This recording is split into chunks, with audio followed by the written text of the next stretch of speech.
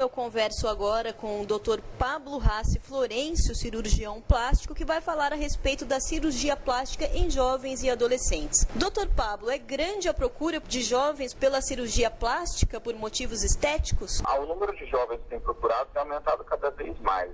A última estatística que a gente tem, que é de 2008, foi realizada pela Sociedade Brasileira de Cirurgia Plástica. Das cirurgias estéticas, 8% eram realizadas em pacientes com menos de 18 anos, 2% menores de 12 anos e 6% entre 12 e 18 anos. É uma porcentagem pequena do total, mas esse número a gente imagina que tem aumentado nesses últimos 2, 3 anos, que foi esse período da realização dessa pesquisa. Certo. E em qual parte do corpo esses jovens buscam mais pela cirurgia plástica, doutor? Esses dados, eles variam um pouco, é claro, de região para região e variam também de sexo, né, e idade das pacientes. Para pacientes com menos de 12 anos, a cirurgia mais comum é a cirurgia das orelhas de abano, que são alterações que a partir dos 5 anos de idade a gente já pode corrigir nas crianças. E então, nessa faixa etária, o mais comum é o tratamento de orelha em abano ou alguma outra deformidade, alguma cirurgia da parte reparadora, alguma cirurgia de refinamento de fissuras lábio-palatais, ou algumas outras cirurgias de cicatrizes, que às vezes a criança adquiriu na primeira infância, são realizadas nessa faixa etária. Já depois dos 12 anos de idade, e nas mulheres, a cirurgia que acaba aumentando, continuando existindo as cirurgias de autoplastia, continua ainda sendo feitas nessa faixa etária, porque tem pacientes que não operaram quando menores, né? Mas aí começa a aparecer mais as cirurgias de prótese mamária ou as de redução mamária também, que nas mulheres acaba acontecendo já depois dos 12 anos de idade, quando já teve a menstruação, já teve às vezes uma maturação da mama depois dos 13, 14 anos de idade, já começa a existir já a procura de cirurgia estética das mamas também.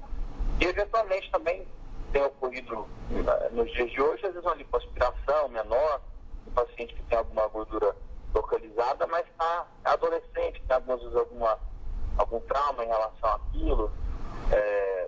Então ainda tem sido feito também lipoaspiração nessa faixa etária também, apesar de ser menos comum do que numa fase adulta, claro, né? Doutor, eu gostaria de saber se esse procedimento ele é permitido apenas, né, com autorização dos pais. Eu gostaria de saber se existe algum tipo de resistência dos pais no que diz respeito a isso. Todo procedimento cirúrgico, a gente sempre faz termos de consentimento informado, e para pacientes que são menores de idade, esse consentimento informado, onde a gente fala dos riscos da cirurgia, das restrições, das limitações da cirurgia, o pai sempre está presente, um responsável, né, pelo menor de idade. É claro que para algumas famílias, a decisão de uma filha que tem, por exemplo, a hipomastia, tem as mamas pequenas, em colocar a prótese, existe alguma resistência, porque muitos pais acreditam que aquilo ali a longo prazo vai ser, às vezes, prejudicial, mas à medida que a pessoa mostra a maturidade, que aquilo lá traz realmente um incômodo estético, os pais, de uma certa maneira, acabam ficando mais liberais nesse aspecto.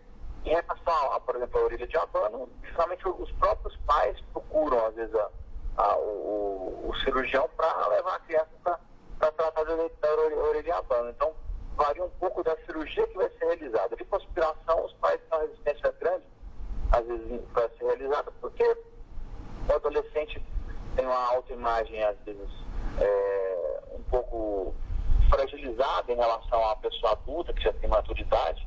Então, os pais acabam sendo um pouco seguro ali para evitar que aquela adolescente exagere em alguma coisa que incomoda, porque para o adolescente tudo é muito, muito grande, né? Se a mama é pequena, ela é muito pequena, se a mama é grande, é muito grande.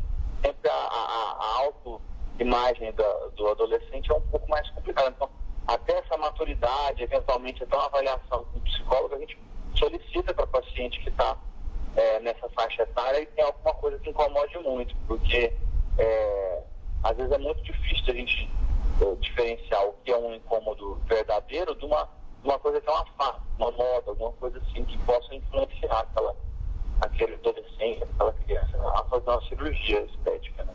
Deve existir casos até que o adolescente sofre bullying, por exemplo, por causa das orelhas de abano, né? Isso é realmente, em relação à orelha de abano, isso é o que é mais comum em relação aos bullying em parte estética, né? Claro, o paciente também acima do peso, também às vezes sofre do bullying, mas a orelha de abano é mais comum, é aquela brincadeira que desde antes da gente utilizar a terminologia do bullying já era feito, né? De chamadas de Dumbo, algum outro nome da época, alguma outra personagem, então acaba estigmatizando a criança. Por isso que é uma das cirurgias que é feita mais precocemente mesmo. Certo. E no caso do jovem que procura pela cirurgia plástica, há algum tipo de cuidado especial ou restrição para fazer esse procedimento? Não, acaba sendo uma restrição, como no adulto, de atividades físicas, a depender de qual cirurgia que seja. Na orelhinha abano, as restrições são para não deitar em cima da orelha por algumas semanas, usar eventualmente alguma faixa, mas são coisas que ficam semelhantes ao que é feito no adulto também. Quando a criança é muito pequena, é claro que ela ainda não tem muita consciência do corpo, a restrição fica feita pelos próprios pais, mas quando já está um pouco mais velho, a gente faz as restrições e orientações para o próprio paciente, e os pais são uma maneira só de controlar o que o adolescente tem feito, claro, né?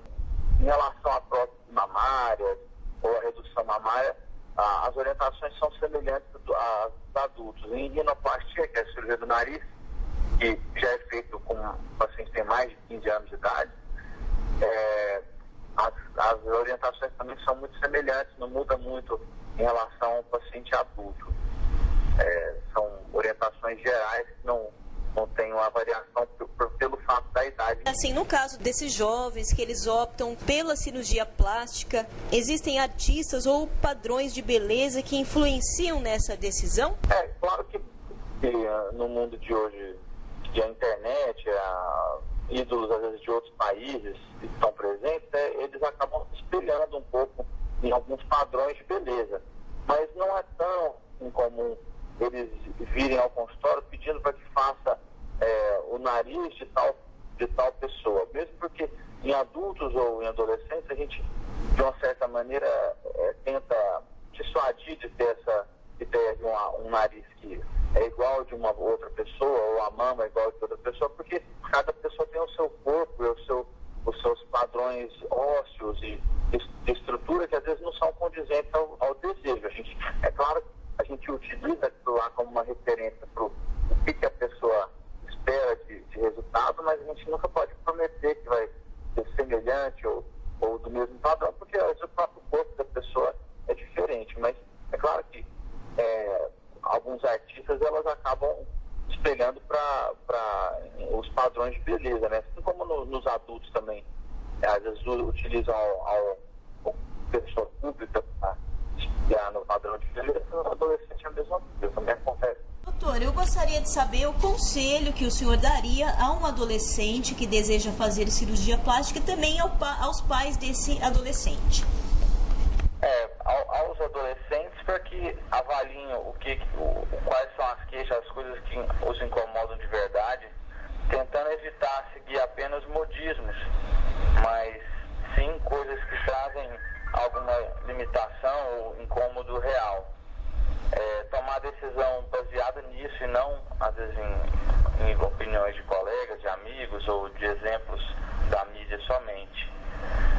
Em relação aos pais, que procurem sempre levar os seus filhos a especialistas, membros da Sociedade Brasileira de Cirurgia Plástica, que ouçam as queixas dos filhos e vejam o que traz de incômodo real, para não fazer cirurgias em excesso, mas também, às vezes, não coibir ao adolescente, a criança, de ser diminuído algum trauma, algum incômodo que limite realmente o seu bom desempenho.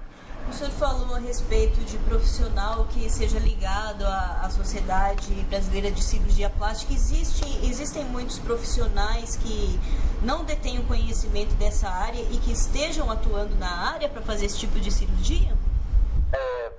Sim, existem profissionais de todos os tipos que às vezes se aventuram nas cirurgias estéticas, já que elas trazem um ganho financeiro e isso atrai muito, às vezes, pessoas que não tiveram, às vezes, o treinamento adequado. Existe desde especialistas que fizeram, às vezes, cursos que são feitos em finais de semana, uma vez por mês, que fizeram medicina estética, que não é uma especialidade médica, inclusive, reconhecida pelo Conselho Federal de Medicina. Alguns desses colegas acabam se aventurando na parte cirúrgica também. E eventualmente alguns outros especialistas de outras especialidades se aventuram cada um na sua área. Às vezes ginecologia, um ginecologista ou um mastologista que acaba fazendo implantes mamários, ou otorrino que acaba fazendo rinoplastia e ortoplastia, o que até são cirurgias que eles muitas vezes têm até o treinamento adequado, mas aí às vezes eles passam um pouquinho, acabam fazendo cirurgias de face, que aí não se aplica a crianças e adolescentes, mas que são especialistas de outras áreas que acabam entrando na cirurgia plástica. É claro que não existe uma proibição do Conselho Federal de Medicina que um médico de outra área faça cirurgias plásticas.